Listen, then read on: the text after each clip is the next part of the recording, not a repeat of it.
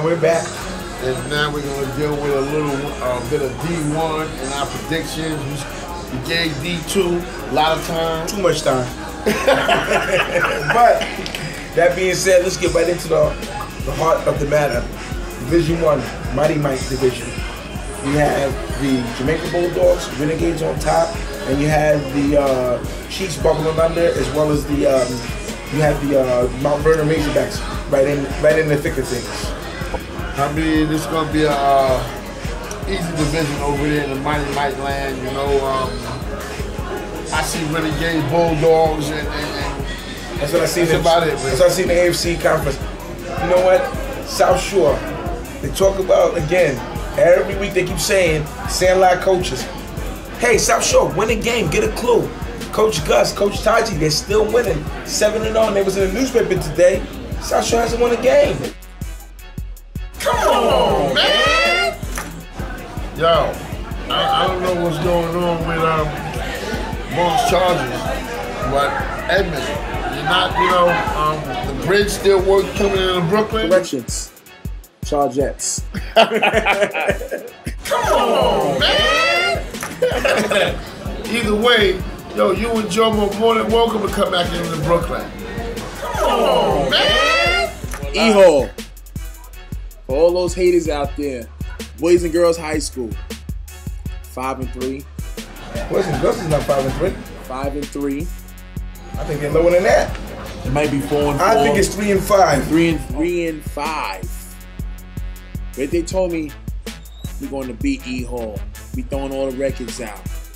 E-Hall beat them 18-16. E-Hall 7-0. Boys and Girls 3-5. Come on, man! You know what I don't like? What's really bothering me a lot? What's that? I'm looking around the city, and I'm looking for Jomo. I can't find him.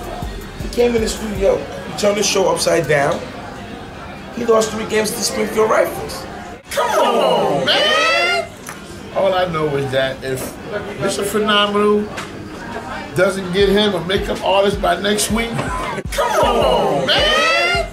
I'm walking off the show, and I'm gonna let the who's ever in charge of the show know. Come on, man!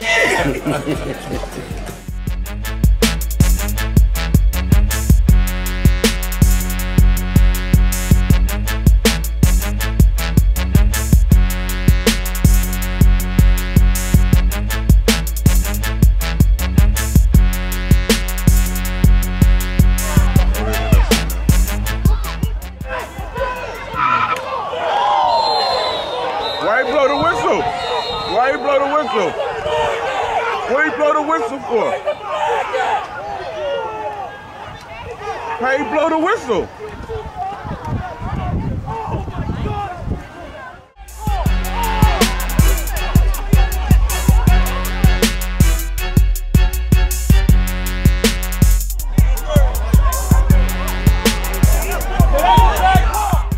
And we're back here live at Applebee's. We're talking about our Pee Wee Division, Division 2. The Jets of Harlem, Pee Wee Division, they're on top.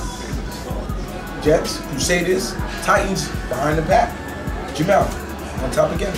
I think Jamel's going to show some people that he belongs on top. Last year, you know, he won the championship last year, went to Florida, kind of had a little stumble. And picked it up in Florida also. Yeah, he picked it up. He picked it up. He had a little stumble, but then, you know, he told me, he said, Kev, I'll be back this year. Coach Jamel's doing a really good job at it. And you have the Crusaders again. Coach Elijah, we're calling your name. His name is ringing bells. Well, what they say is that, you know, it's the battle of Harlem right now. Oh, yes. So it's not like you can let Jamel get too far out there, Oh, you know, definitely. otherwise, No defection. Yeah, he's in the lead, though. Mel's in the lead. No, yeah, He's in the lead. he got some catching up to do. Coach Elijah, you have to beat the Jets of Harlem in the playoffs. The Brooklyn Titans, Bill South, crafty coach. You know, That wing T. Can't stop that wing T. You know, Bill likes to beat these guys, and they grab each other, and they hold each other. He's question. Hey, referees, throw the flag. It's illegal. Brooklyn Tomahawks on top in the NFC. Coach Darryl, Coach Dashik. No, these guys in the studio, we're going to get them out here.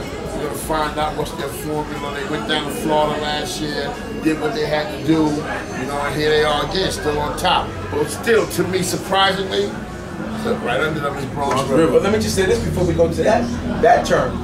The Bronx, rather the Brooklyn Tomahawks, the Jets, these guys hate each other. These guys have big beef. Hate is a nasty word, Courtney. Hate each other. They have a big beef when it comes down to the Tomahawks are screaming improprieties. They're claiming that the Jets are scared. The Jets say we're not scared. Show up on time. The Tomahawks said they lost their watches. Hey, I seen a game one time where I seen the kids foaming out their mouth. Yeah. So you know it was going down. Listen, the Jet game. I'm hoping the Jets and the Tomahawks make it to the Super Bowl. So that's what I was going to say. There's only one thing left to happen. This is a very, very nasty rivalry, ladies and gentlemen. I mean, these two teams, coaches, do not like each other. Who did the Jets play last year? Well, the Jets last year in the Super Bowl played the Tomahawks in the Mighty Mike, or rather in the Junior PP division. So this is not a thing where. So these are still some of the same kids. Oh, absolutely. There's a lot of bad blood there. And, you know, I'm looking actually, for that. one of the kids from the Tomahawks got hurt in that game. Yeah. Got really hurt. So, you know, those guys is a little bitter. But here is a shocker, you know, all the way from the Lower East Side. Wow. You know, making their debut in Big Apple football. Right. And I guess they're making a statement. Lower East Side Warriors. Like I said, no other team is coming to the Big Apple using the Chiefs. All I can say is this: Division II should be ashamed of themselves. Let those guys get up so fast, you know. But you still didn't talk about the Bronx River. We kind of skipped over Bronx River. Cedric and those guys. Yeah. They lost all their games last year. You So gotta for give them- those guys some type of So props. for them to be in the positions that they're in this year, Right. just goes to show you that, you know, what a difference 1 year can make. Well, not only that. Like Coach Kev said, they lost all their games. If they won one more game, they still better than they were last year. I mean, that's just what it is. And you know, you look at that division and look at the division also in the junior midget division, Division II, competitive. Bronx River on top. My pick on the side is the Brooklyn Hurricanes, who's right beneath them. The Panthers and the Titans. I'm taking the Brooklyn Hurricanes. I think these guys know how to win. These guys are Steve is a scratching. veteran. He's been scratching at the door. You know, when you think about it, even last year in the I-95 Bowl, Yes. when teams came from the Maryland, champion. Steve was the He was the only person one to that win. team from New York. Steve was the only team to Everybody else win. lost. So I definitely kind of agree with you over there. Steve will find a way. But I'm gonna tell you something about the Brooklyn Hurricanes. Those guys are disciplined. Right. They're smart, and they play hard. Right. And then one of the things I like about them, they do a lot of gang tackling. There's not one guy making the tackle. There's not one stud on the team. Everybody's involved in the game, and that's where the problem is. They got a play that they run, and every time they run that play, the referee blows the whistle. Every time, because they think the man is down. That dude 50 The yards other dude's got the upfield. ball. Yes, sir. Refs, you need to watch the show and get the play, so you don't blow the whistle this weekend. Tomahawks on the bottom, and the Panthers on the bottom in that division. Those are the last two seasons the playoffs are going. You figure this being the last week of the regular season, I mean, everybody's still in it. Oh, yeah, you everybody's just still never in it. know No. what's going to happen, you know? Listen, all I'm gonna say is this: the Brooklyn Tomahawks, to me, they're the team that no one is looking at. There's another running back on that team. I watched this kid. He's a great, tremendous player. They should have beat the Brooklyn Tomahawks earlier this year. The kid ran out of gas. I think he was number 19. They should have beat the Brooklyn Hurricanes. The kid ran out of gas. They had 12 players that played that game. The guy was exhausted the first game of the season. Let me tell you, this is a team that can create a lot of matchup problems for anybody in the junior midget division. Be careful. I'm gonna tell you something too. That's the same team that won the national championship last year. Oh, yes. And that quarterback they got the kid is like 6'3". We gotta get his name. So when we come back, if we come back after these messages, we'll put his name on the screen and flash it. We'll be back after these messages because we want to talk about D3. Andrew Stewart is in the studio. He's screaming. We have the legends. They're screaming. We got the Panthers in the studio. They're screaming. Everybody's screaming. We'll be back after these messages and we'll talk about D3.